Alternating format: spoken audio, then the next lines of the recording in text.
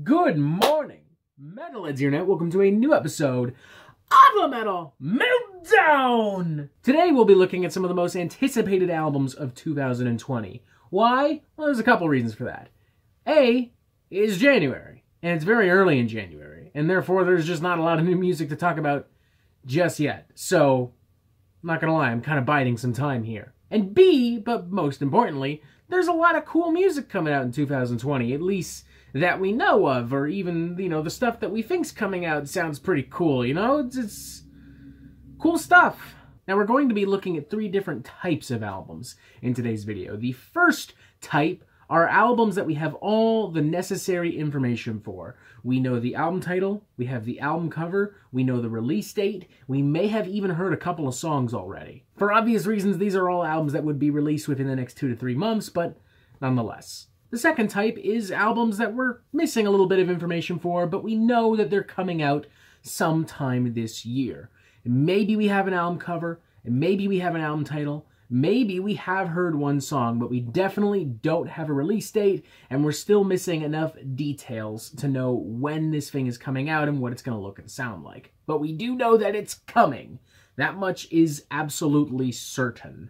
And the third type of album we're going to be looking at is more so albums that we just kind of want to see, or that we're rumored to see sometime in 2020, where we don't have a lot, if any, information, and we're just kind of salivating over the idea of an album from this particular band nonetheless. I feel like that's pretty simple and straightforward. With that in mind, let's jump right into it. First record I'm personally looking forward to, I Disagree, by Poppy, which literally comes out next week, so thankfully I don't have to wait too long for this one. Here's an interesting case where we have an already established artist, a singer from the world of electronic and pop music, dipping her toes into heavy metal and extreme music. Now, she has played around a little bit with some metal before, having worked with the Fever 333 on a track last year, but this is her first full foray into the world of heavy metal, and from what I've heard, it sounds like it's going to be pretty interesting. Kind of feels like the slick, refined pop metal that I hear from bands like Issues,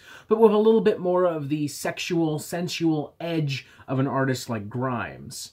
I'm also just curious because it's generated some surprising controversy. I mean, people really don't seem to like the idea of a pop star crossing over into the world of heavy metal, which I suppose isn't that surprising of a thing to note, but I don't know, I guess I hoped that it was 2020, and that with records from Issues and Bring Me the Horizon and Ghost, that we'd be moving past all this, but whatever. I guess loser metalhead neckbeards are gonna still be loser metalhead neckbeards, I guess. Whatever, fuck them. This record looks pretty damn exciting to me. And if that sounds exciting to you too, keep an eye out for it. It comes out January 10th via Sumerian Records. Next record I'm looking forward to, Emoto, from Nero de Marte, the band's first album in nearly 7 fucking years. What has this Italian extreme metal crew been doing in those 7 years? I'm not entirely sure, but judging from what I've already heard from this record, I'd have to guess they've been working on some crushing fucking music. I mean, just the few promo singles we've heard already are absolutely insane, disgustingly dark, disgustingly demented, disgusting, really. Now, I will admit that I do have an inherent soft spot for this band, because years ago I saw them play at the Annex Rec Room here in Toronto, opening for Gorguts. And that club doesn't exist anymore, and it was the only time that band has ever been to Toronto, and I was really just starting to get into a lot of extreme music at the time, and thus, you do the math, and that night turns out to be kind of special for me. What can I say? But hey, I don't think this is the case of me just being a foolish fanboy. I think Nero de Marte is seriously playing some powerful stuff, and I look forward to the full release of this album, which, if it sounds interesting to you, is being released January 24th via Season of Mist. Personally hoping I'll hear it a little sooner than that, because I went ahead and pre-ordered this fucking thing, which should show you how confident I am that this is going to be a really exciting listen. But worst case scenario, 24th. Another album I'm looking forward to, Quadra from Sepultura. These Brazilian extreme metal legends are back, and for the first time in a long time, it seems as though they're building off of something really interesting and unique and progressive for them. I think we can all agree that their last album, Machine Messiah, was the most interesting and entertaining album that the band had put out since Roots, and their best work with Derek Green, period. It emerged with so much intelligence and energy that it almost felt like it was being released by a completely different band, to the point where if you had told me that, I may have believed you. Now, to be entirely fair, I actually haven't heard anything from Quadri yet, which isn't to say there aren't promo singles out there. I just haven't heard them because I'm a big dumb idiot.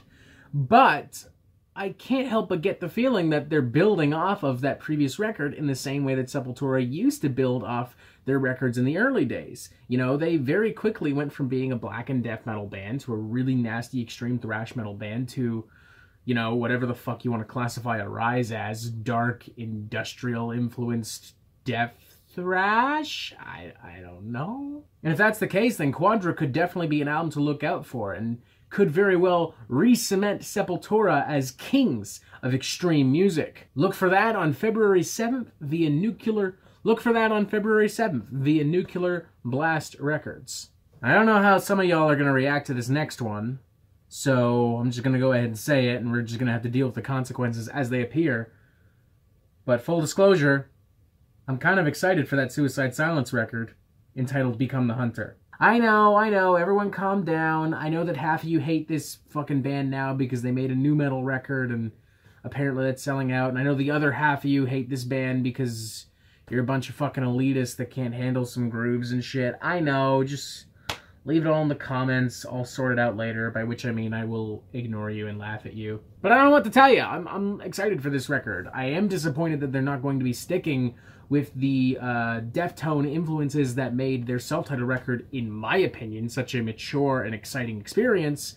But it does seem like they've still learned a lot from that record. And it does look like, on the surface, they're carrying a lot of that into the record, as well as bringing in some influences from some more modern and contemporary bands. For instance, there's a lot about the aesthetic of the record that kind of reminds me more of a lot of like modern black and death metal, even a little bit of some of the starker material from Skeleton Witch, particularly in that album cover. So striking, so weird. Again, I do genuinely think it's disappointing that Suicide Silence has caved into the demands of pissy Suicide Silence fanboys, but c'est la vie. What I'm hearing is ultimately still pretty damn good, and shoot me. I'm excited for the full album. I just, whatever.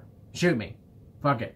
If you'd like to join me in the minority, that album comes out February 14th via Nuclear Blast Records. Next up, probably one of my most anticipated albums of the year, all things considered, Fluid Existential Inversions from Intronaut, an American prog metal band building off of the success and innovations of Directions of Last Things and going into some pretty funky, weird, and off-putting territories on this new record. And I can honestly say that for sure because I've got a secret for you. I got the promo copy. Oh my god. Now don't worry, I won't spoil nothing. I'll wait for the official release to tell you officially how I officially feel about this thing. But I will say, at this very moment, I am enjoying this record. And I'm enjoying it a lot, actually. And all this hullabaloo, all this hype that you've heard about in the press releases and such, it's not 100% accurate. But, you know, they're not wrong when they say that there are a lot of exciting things happening on this record. They're not wrong when they say that in many ways this is their most ambitious record. Now again, I won't say for sure, and come to think of it, I'm not sure if I even could if I wanted to, but I will say it's very exciting. And I look forward to talking about the full album with all of you on February 28th, when it is released via Metal Blade Records. Ha ha, you have to wait. Ha ha ha ha. Oh, and would you look at that? There's also a new Five Finger Death Punch album being released that same day.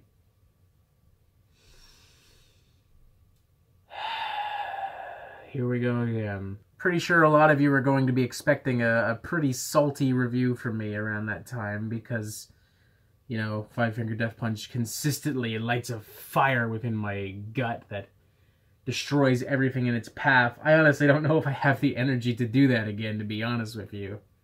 I don't even know if it's really worth my time, but whatever. We're here. We'll point it out. You can anticipate the salty, bitchy review if that floats your boat. Yeah, call me crazy, but if around that time I am legitimately interested in some stupid, brutish, bone-headed grooves, then I will happily wait 1 week for the release of Carnivore by the one and only Body Count, featuring the one and only Ice-T. I love that Ice-T has, like, completely abandoned hip-hop and has totally embraced the world of heavy fucking metal via Body Count, his controversial heavy metal crew that will never win awards for intelligence, but they'll always win awards for attitude, for fun, for energy, and for delivering great kick-ass tunes. Like, what more do you want me to say? It's motherfucking Ice-T playing heavy metal. How can you not inherently be pretty excited for that? Fucking how? That comes out March 6th. I believe that is on Metal Blade Records as well. And finally, The Ghost of Orion from My Dying Bride. The Deaf Doom Legends coming back after a year of hardships, after a year of troubles. And it sounds like they're pouring all of that into this album. It sounds like they're taking all of that pain, that power, that trauma, that anger, and turning it into something cathartic and mournful and emotional. Which is not complicated for this band to do. I mean, they consistently create devastating, mournful, gloomy material. I mean, their previous record was like a trip to another dimension that was just covered in smoke and broken glass. Now, what is interesting to me is that in a very recent press release, My Dying Bride commented saying that this album might be a little bit more accessible than some are expecting. I don't know if what that necessarily means. I do know that some people were immediately concerned it would embrace some kind of pop element. I think that that's a bit of a stretch, but it is an interesting thing for the band to point out, and it is something that we'll have to consider as the album comes closer to release and we begin to hear more and more. Nonetheless, I'm still very excited for this album. I was super impressed with the promo single that was released at the same time. This thing comes out March 6th via Nuclear Blast Records, so make sure you got your tissue boxes ready. And that does it for the first group of albums. Let's move on to the second group of albums. These albums, again, being those that we only have some of the information for. We know that these albums are definitely coming out in 2020. We just don't have all the necessary information to say when or what it will even sound like, or in some cases, both. And with that in mind, let's go ahead and immediately address what will very likely be the biggest album of 2020, as far as the world of hard rock and heavy metal is concerned. Let's talk about Ordinary Man, the new solo album from Ozzy Osbourne. This is a big deal for a lot of reasons. I mean, it is his first solo album since 2010's Scream, the first album he's worked on, period, since 2013's 13 with Black Sabbath, and it follows a string of some pretty devastating blows to Mr. Ozzy Osbourne's health these last few years, which have forced him to cancel and postpone 3 tours. And with that in mind, we need to address something that might be a little depressing, but we can't really ignore it. One way or another, this is probably Ozzy's last album. I mean, let's all be totally honest with ourselves here for a minute. The man is 71 years old, and considering the amount of shit he's done to his body over the years, it's nothing short of a miracle that he's still alive today. Now, obviously, we don't know for sure if Ozzy's career will go out on a high note via Ordinary Man, but for all the reasons we've just mentioned, and for the fact that the promo singles that we've heard so far have been pretty decent, it should be a pretty interesting record to check out, or at least talk about when the time comes. And while this isn't related to the album itself, I'd like to point out that it does come out roughly 50 years after the release of Ozzy's first ever album with Black Sabbath, the 50th birthday of heavy metal, if I dare say so myself. Which itself is also kind of exciting. Bittersweet, perhaps, but exciting. Now, this album was supposed to come out sometime in January, but from what I'm reading here, it's now been pushed back to sometime in February. I honestly don't know. You'll find out when it's fucking released, I guess. I don't fucking know. And now that we've talked about the Prince of Darkness, let's talk about the motherfucking King of Darkness.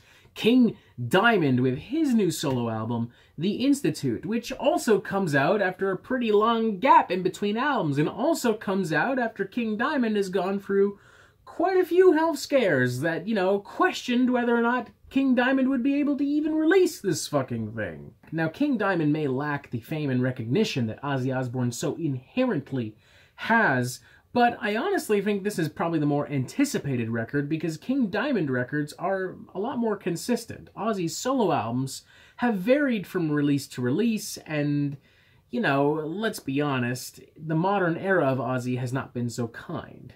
I mean, his vocals are so overproduced and heavily edited nowadays that I can't help but wonder if there's a robot in the studio rather than an actual man. I never once think that with King Diamond, though, particularly not on the promo singles that I've heard so far from the Institute, which all pack the classic spook and gothic flavors that King Diamond has made so popular and so exciting. I think it's worth noting that this is going to be a busy year for King Diamond in general, as his original band, Merciful Fate, is reuniting and supposedly also working on some original material. So if you love yourself some King Diamond, definitely keep your ear close to the ground, not just for the Institute, but possibly for some Merciful Fate music. Next up, Testament, American thrash metal legends who've been talking about a new album for, God, close to a year now, come to think of it. I remember literally around this time last year hearing about Testament working on a new album. And I remember hearing a couple months ago that by now we would have actually heard about the album. Hell, I think I even heard at one point that it would have been released by now.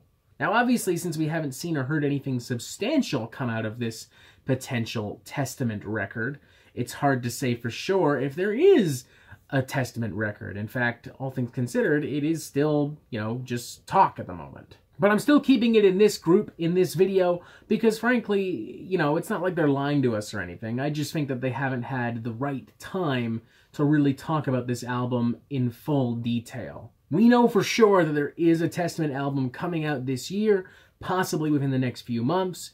That is good enough for me, frankly. The same can be said for this next band, the UK extreme metal gods, Carcass, finally getting ready to release a new album, their first since 2013's masterful Surgical Steel, which I ranked as one of my favorite albums of the decade. Unlike Testament, Carcass have the advantage of having actually released a song, which I personally really enjoyed. I mean, I know a lot of people are not really digging it too much, but I'm really enjoying these slower, murkier grooves found on the track. I like how much more dirty and gritty it is compared to the super sharp, sheen, metallic power of Surgical Steel. Kind of feels like a bridging point between the more melodic, basic death and roll of Swan Song and the gritty, old-school death necroticism. What can I say? I'm a huge Carcass fan. There's very little they could do that would actually really piss me off, and I'm really excited for that full album whenever it comes out. Hopefully soon, considering the promo single is only about a month old by now.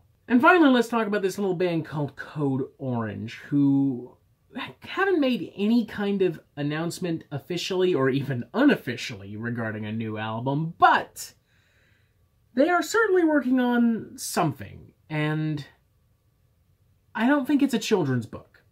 I'm just throwing that out there. If you've been paying attention to Code Orange social media, then you'll know that they are on probably the strangest fucking promotional campaign of all time. They are sending weird little flash drives to fans and posting weird cryptic notes and video messages. They posted some kind of cell phone number, and if you call it, it leaves an incredibly weird pre-recorded message. Their website right now literally looks like something from like a Nine Inch Nails nightmare. I mean, my God, there better be a new album after all this, because otherwise they are just fucking with the entire planet, and I'm not really down with that. Logistically speaking, it makes sense for Code Orange to have a new album out very fucking soon, considering it's been 3 years since Forever, and considering that they have only continued to grow ever since then. I need a new Code Orange record, you need a new Code Orange record, we all need new Code Orange, so please give it to me. Right now. Don't give me a fucking thumb drive. Don't give me a fucking scary-ass voice message. Just give me the album. Please. Code Orange. Just please. And finally, let's get to this final group where we can talk about albums that are not confirmed in any official capacity whatsoever. It's really all just word of mouth. It's all just rumors. And in some cases, these are just albums that we really want to see come out in 2020. First, let's start with a big gun. Iron Maiden. Rumor has it that they just completed work on a new studio album. That would be pretty fucking tight if that was the case. Supposedly another big name in heavy metal, Lamb of God, also just started production on a brand new record. I haven't seen anything official per se, but it would make sense. It has been a while since a full-blown studio album, if you're not including the Burn the Priest cover record. If this is true, then it's worth noting that this would also be the band's first ever release without Chris Adler, which is kind of a terrifying thought to me, but I highly doubt they would hire just anyone to fill his shoes, so I still have some trust. I still have some faith. From what I understand, Dead Cross, an extreme hardcore supergroup featuring members of Faith No More and Slayer, is working on a new album that would potentially be ready by the end of 2020. And if that's the case, that would be badass, because their self-titled debut was an explosive little number that I really fucking enjoyed. Word on the street has it that two of my favorite modern doom metal bands, Chemist and Pallbearer, also have albums at the ready or in production for 2020, which would be awesome. I mean, I gave the last two Chemist albums a 5 out of 5, and Pallbearer has consistently delivered some of the most dreary, depressing, and cathartic doom of this decade. Or of last decade, I guess I have to say now. But point is, that'll be awesome. And if some recent Facebook posters believe, it seems as though Immortal Bird, hot off the heels of success on Thrival Neglect, is already at work writing and recording a new studio album. I initially didn't like that record, as I've already made clear, but it has since grown on me quite a lot. In fact, we even mentioned it a lot in our Top 10 Albums of the Year video very recently. And as such, I'm very excited to see what this band has in store for a potential new record, and even more excited to hear about what could apparently be a solo project from the band's lead singer Ray, entitled Errant Sounds. No idea what that sounds like, no idea what that'll look like, who knows, maybe I'll try and email her and get some inside scoop for y'all, since I've been in contact a little bit with her, you know, I'm just saying. But for the time being, I don't know fuck all, except that it should be interesting. I think that's good enough for that. As far as albums I want to see, I want to finally see a new Triptykon record. It has been a long time since the last one, and Triptykon has been relatively busy, all things considered, with some off performances here and there these last 2 years, and I think it's time. I think the world is ready and thirsty and hungry for a Triptykon record, and I want it. A new Voivod record would be awesome as well, especially since Voivod performed with a jazz orchestra earlier last year at a Montreal music festival, and implied that their time with that group could have an impact on the next Voivod record whenever it was to be written and recorded. That alone is inherently so fucking exciting to me. Voivod playing around with jazz? Sign me the fuck up! And bear with me, because I'm going to put on my fucking alien tinfoil conspiracy hat on for a moment.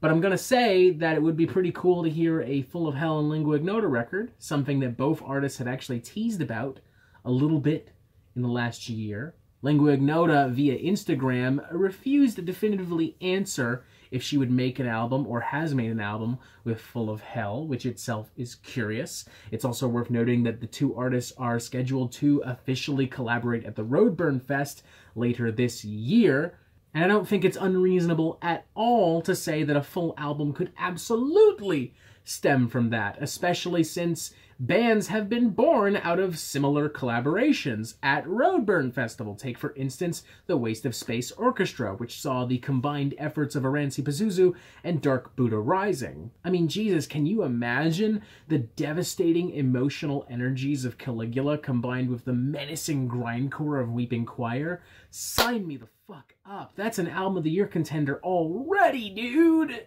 Like, seriously, if none of the other records we've talked about came out in 2020 in any capacity, I wouldn't care if it meant I could even look at this potential Full of Hell and Lingua Ignota collaboration. I want that so bad, you've no fucking clue.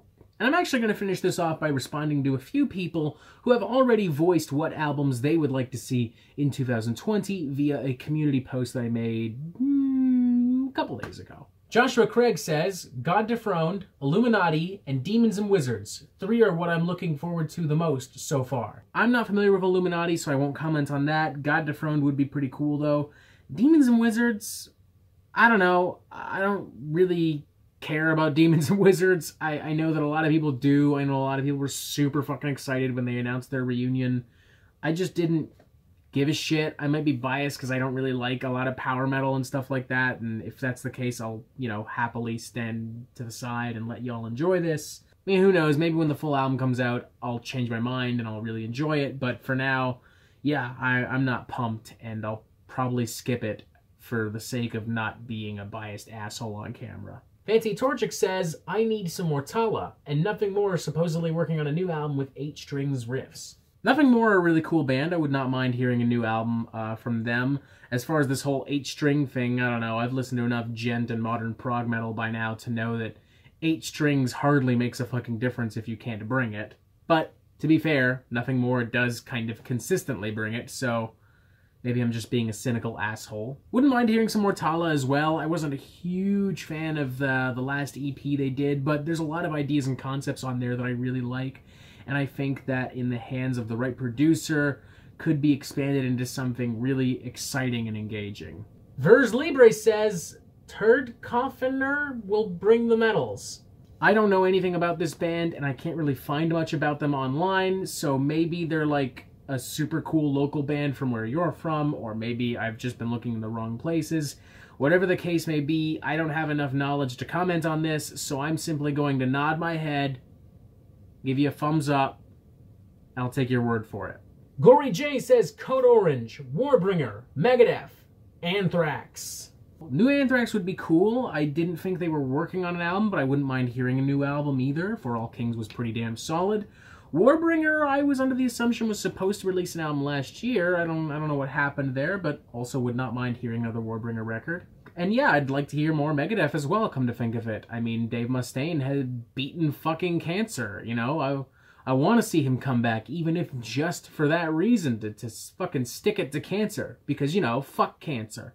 And speaking objectively, he's got a lot to build off of, considering the success of their previous record, Dystopia. So yeah, definitely down for Megadeth as well. Definitely. Chicho Lino says, I hope Mastodon delivers a trippy album. Something that transport you to another world like Blood Mountain or Crack the Sky. I think I remember reading something recently that Mastodon was beginning to work on a new album. Whether or not that would be out in 2020, I don't know. But it would still be pretty damn cool to hear a new Mastodon record, especially if it sounds anything like those two records. A Crack the Sky in particular still ranks as maybe my favorite prog metal album of all time. Count Deangeli says, I've noticed my favorites usually come from unexpected places, so I don't get hyped up in advance for anything. But there are 2 Death Doom bands called Cavern and Dead Void that put out interesting demos recently, and hope they deliver on the full length. Not familiar with either of these bands off the top of my head, but I'll be on the lookout for these full-length albums nonetheless, as you historically have recommended some pretty good stuff here on the Metal Meltdown. And finally, Trevor Burns says, Tala, Deftones, Gojira, Suicide Silence, The Acacia Strain, Power Trip, Code Orange, Spirit Box, Nails, King Diamond, and last but not least, Every Time I Die. Also many more I can't think of right now. New Every Time I Die would certainly be really cool. Acacia Strain's a great one as well. They just put out a surprise record that I really enjoyed, and they've already made it clear that they're already working on a follow-up to that record that would continue exploring the incredibly dark and cinematic atmospheres of that album, and that is pretty damn exciting. Gojira would be great as well, Deftones would be great as well, Power Trip would be great as well, a lot of bands that we've already talked about on here, like Suicide Silence and Code Orange. Nails would be great as well. I feel like we should have heard an album from them by now, so hopefully we do indeed get a full-blown album this year. And I think that just about does it. Those are some of the most anticipated albums of 2020 for me, and for some of my Metal Meltdown viewers. Let me know what you are looking forward to in 2020. Let me know what albums you'll be looking out for, what artists you want to see make a new album this year. Make sure you press subscribe so you get updates on the Metal Meltdown fucking immediately, and you have yourself a fantastic fucking day.